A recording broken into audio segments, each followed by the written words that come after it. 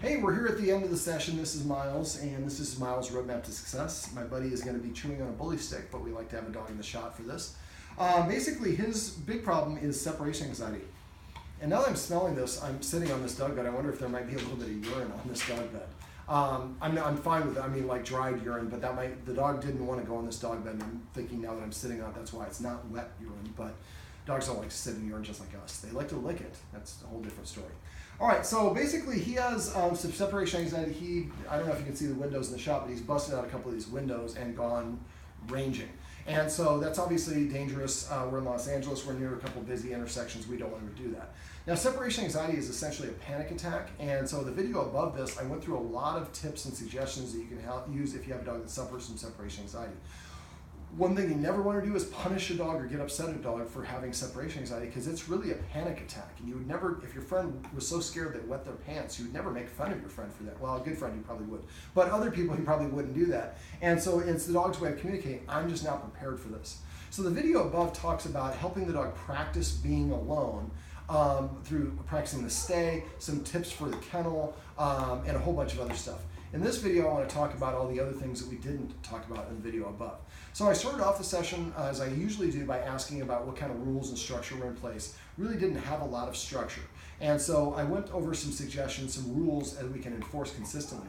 For dogs, they kind of go through life probing, waiting for somebody to tell them that's the limit, that's the line. As humans, we have a tendency to think of breaking the rule as a positive or an affirmation or something to achieve. And so we look at when we're enforcing rules for a dog, we let the dog break the rule every once in a while as a reward. That confuses dogs because they're probing, waiting for somebody to push back, and then they can probe the same time later on. If people consistently push back at the same area, he's like, that's the end of the road. That's as far as they want me to go. It has to be a certain number of repetitions before the dog figures that out. Most of us, like I said, we practice for a week and then we let the dog on the couch or whatever it is, and the dog's like, okay, so I have to ask 15 times to get my way. Next time they block me 22 times before I get my way. So it confuses the dog into thinking that they need to continue pushing, and we actually can train our dogs to become defiant. So one of the things I went over are some rules. One of the rules I suggest is no furniture for 30 days or as long as the problems are still going on. Now, furniture, the height the dog sits has a correlation to their rank or social status amongst their peers. Sitting at the same height like we are right now says that we're peers. If the dog is sitting up here and I'm sitting down here, then the dog has more status than me. So when I have dogs with separation anxiety, I want them to be comfortable and confident in the leadership of their guardians. So one of the first things I usually suggest is no furniture for 30 days, and then with an invitation. Now, if the dog gets on the furniture, I usually touch the nose of the treat, toss it in the ground. When the dog jumps down the ground and licks it up, I would say the word off. At that point, if the dog tried to jump on the couch here, I'd flash my hand at the last minute. Don't stand, oops, sorry buddy. Don't stand here like this waiting. Expect the dog is going to do what you want them to do, but if they make a mistake, then flash your hand and block him from doing it. The guardians may also want to order some X mats on Amazon or Chewy. Put one in that chair over there, one here, and a couple over here. That way the dogs can actually, the X mats help the dog practice not going up there. Now we're sitting on a dog bed the dog didn't want to go on, and it is pretty pungent. So I'm pretty sure it's soaked with urine. And it's from an older dog. And you might be able to clean it, but if not, just get another one. But basically I showed the guardians how to entice him to go here. We were calling this beach.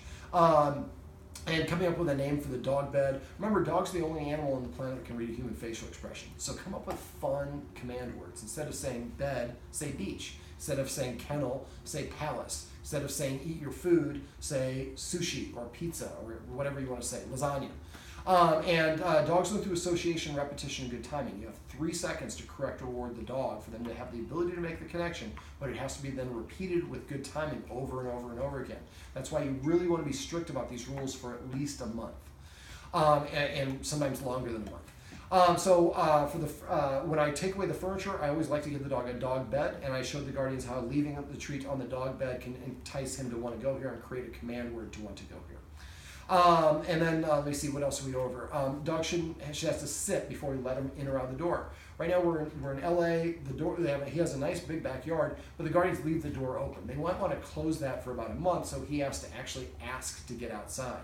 So I go to the door and I tell him to sit once. If he doesn't sit within 3 seconds, then I walk away, sit down, and wait for 1 minute before I give him another opportunity to try it again. This time, if he doesn't sit within 3 seconds, I walk away for 2 minutes, then 4 minutes, then 8 minutes. Keep doubling the length of time until eventually, when I go to the door and say sit, he just sits down. Then I open the door and that becomes his reward. Let me see. He shouldn't be within 7 feet of the humans when they're eating, so a little box around the couch if they're eating here in front in the living room. If they're eating at the bar, kind of same sort of deal. Also, it shouldn't be within the kitchen, in the kitchen at all when we're preparing food. The rest of the time, you can come and go around the couch or in the kitchen, just not when they're eating. Now, I'd also put a dog bed in the bedroom and condition him to go to the dog bed the same way I showed you with the one in the living room. He's going to try to get on the dog bed. Or in the human's bed, he's probably going to sneak up there. I would say if after the period of time, if you want to let him on the bed, he should go to a certain place on the bed. Right now, he likes to go in between the two humans. He's kind of messing with their agenda a little bit. And so we want to let him know, hey, if you want to share our bed, this is the place that we're willing to share with you. If you don't want to share our bed, there's a whole lot of ground and you can knock yourself out and go wherever you want. But on our bed, it's our rules. The more rules and structure we have for a dog with separation anxiety, the more confidence they have in the guardians being in charge of things, and I don't have to worry about the whole wide world. Now, I also showed the guardian outside how to do some loose leash walking. I shared my tips for a structured walk. I showed her how to use a martingale, how to add the special twist of leash. I also showed her how to put the dog into a heel position. So that sweeping motion, now if he's turning sideways, that means you're not doing a big an arc around. And make sure you're dipping down so the treat stays at his nose level the whole time. If you just sweep back your arm back, it's going to go up or higher away from him, and that creates a lunging up, or he stops tracking it. So I practice that in your backyard before each walk. Go out there maybe 10 treats and practice having them sweep back. Sweep your arm back and your leg back at the same time. Do that loop and then have them come back. Make sure you're delivering the treat behind the seam on the side of your pants. Otherwise, you're going to train the dog to go in front of you. And so that way, so that's the first thing. Second thing we went over is teaching him not to lunge. And so if we're walking down the street and he lunges, we're just going to, as soon as he passes in front of us, not lunge, but as soon as he passes in front of us, we're just going to stop, let our arm go limp like a noodle. He'll get to the end of the leash, he'll get tense. As soon as he gets to the end of the leash, make a kissing sound, like, see how he looked? Good job, buddy. And then we're going to hold a treat over here and lure him to come in that same motion that we showed you, but now we're going to be doing it with our off hand. And then put him to sit, and then continue walking.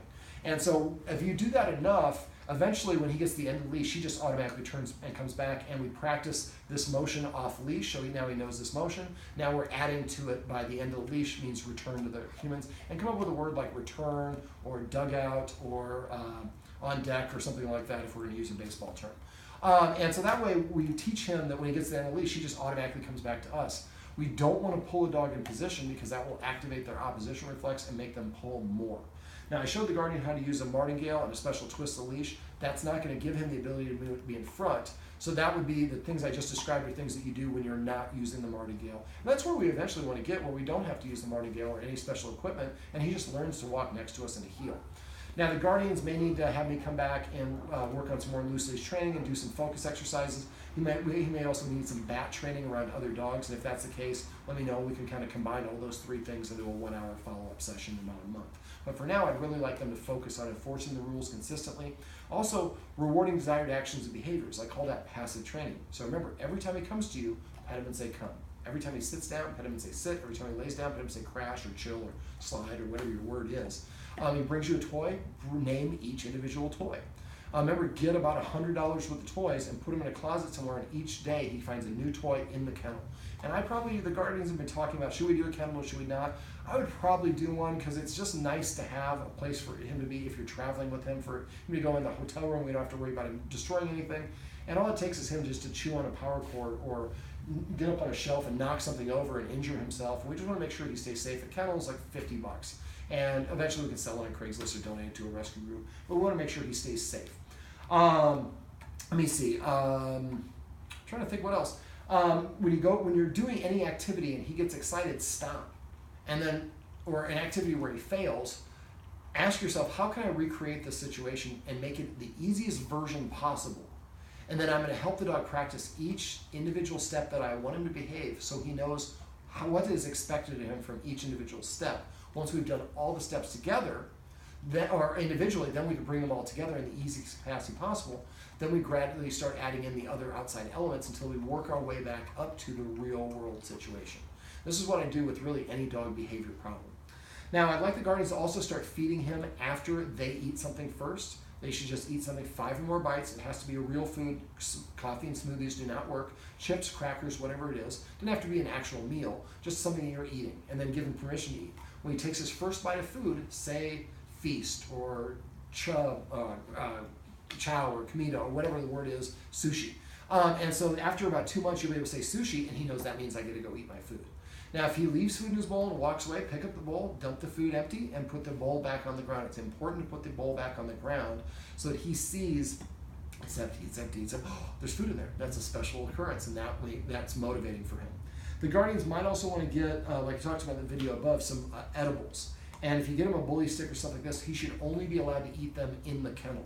At first with the door open, blocking it, walking away that I talked about in the above video. If I forget to go over that, or if you have questions on that, message me and I can share kennel training videos with you that go through all the steps of that. I'm pretty sure I put it in the video above. But the idea is we're helping him practice being calm inside the kennel. We're helping him practice good things happening when he's inside the kennel. I go in the kennel, there's a bully stick wired to the back of it. I can chew on it with the door wide open, but I can't take it out of the kennel. Or tossing the treats in there, or all the rest of those little tricks. The more time he practices in the kennel calm, then that becomes like his bedroom. And then eventually you can cover it up with a blanket or something like that, and he just goes in there and sleeps, and you can't see people are passing by. Speaking of people passing by, the guardians may want to take the bottom pane of the window and cover them with just white paper. I would actually do it on the outside in between the screen and the window so he can't scratch it off. But this way, every time he goes to the window, he can't see out. The guardians actually were very crafty. They figured out a way to open the window from the top so he can't get out there. But he has opened some windows, and so make sure if it's a window like that you do have one of those wooden posts or something that prevents him from being able to open it. Dogs are very crafty. Also, you might consider the PVC pipe on the sections of the back fence that I mentioned, and I would recommend walking the exterior of your backyard in your neighbor's yards, because that will make it easier for you to identify where any holes or potential security issues exist. And exercising him before we go for walks, or before we have guests, or before we do some of these things can be a great way to do it. Just don't do it too much. The laser, you really like the laser, just make sure he's not looking at the laser and sees the dot on the laser pen. You're not clicking this thing, clicking it at times when the laser's off, and not doing the orchestra movements. So green seems to be better for a lot of dogs' eye color. They're colorblind, but he was fine with the red. Just don't use it too much.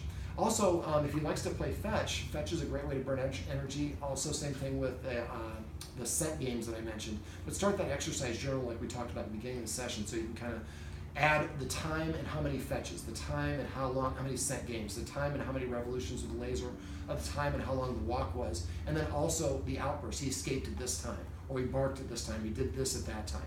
And after a while, you start seeing a trend after keeping the exercise journal for about a month. All right, Miles. Oh, remember, I forgot. So something else the guardian wanted me to go over, and I normally don't do this in this video, but the 4 ways that I disagree with the dog. So the very first thing I do is I make a hissing sound like a cat, like this. He stopped. Now I have 10 versions of it, so match his intensity of his energy level. He wasn't doing anything inappropriate, so that's probably why he didn't react. The hiss is best used as a warning before he breaks the rule. So if you see him walking towards breaking the zone when you're eating food or gonna get on the couch, that's the good time to hiss at him. Hiss 1 time per incident.